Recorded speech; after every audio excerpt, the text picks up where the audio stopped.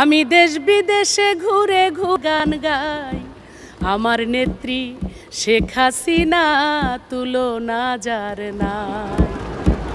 তিনি এলেন, বললেন খুবই কম কথা, সময়ের কপালে লিখে দিলেন একটি উজ্জ্বল উচ্চারণ, বললেন উই হ্যাভ এ প্ল্যান।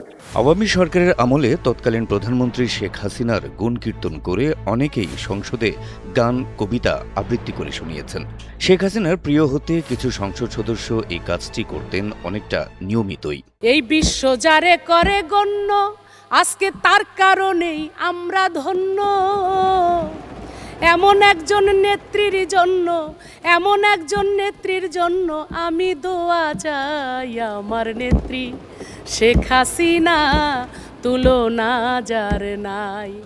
৪৫ বছর ধরে কোটি মানুষের আস্থায় পাইপের বস আরএফএল পাইপ। ত্রয়োদশ সংসদ নির্বাচনে বিজয়ী হয়ে সরকার গঠনের পর তারেক রহমানের নেতৃত্বাধীন সংসদেও সেই ঐতিহ্য কিছুটা হলেও ধরে রেখেছেন চিফ হুইপ নুরুল ইসলাম মনি।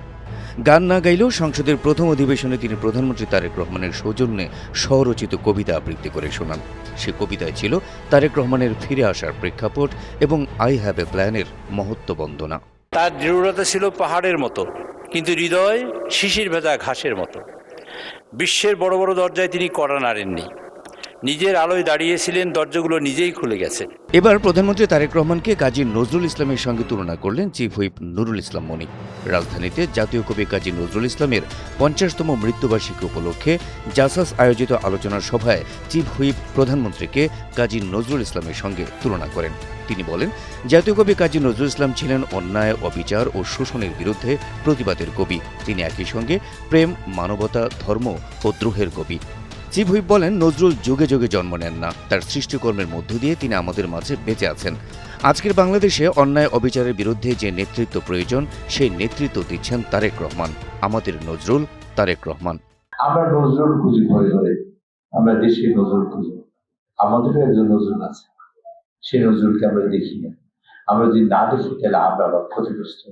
আমাদের নজরুল আজকে তারেক রহমান। নুরুল ইসলাম মনি বলেন, দেশের মানুষ দীর্ঘদিন অন্যায়, নির্যাতন, নিপীড়ন ও মানবাধিকার লঙ্ঘনের শিকার হয়েছে। আয়নাঘর, গুম, জেল, জুলুম ও নির্যাতনের মতো ঘটনা মানুষের মনে গভীর ক্ষত সৃষ্টি করেছে। এসব অন্যায়ের বিরুদ্ধে মানুষের অধিকার প্রতিষ্ঠার সংগ্রামে তারেক রহমান নেতৃত্ব দিয়েছেন এবং কঠিন সময়েও মানুষের পাশে থেকেছেন। প্রধানমন্ত্রী তারেক রহমানকে ইঙ্গিত করে তিনি বলেন, আমাদের যে নজরুলকে আমরা পেয়েছি তাকে অবহেলা করলে আর ফিরে পাওয়া যাবে না।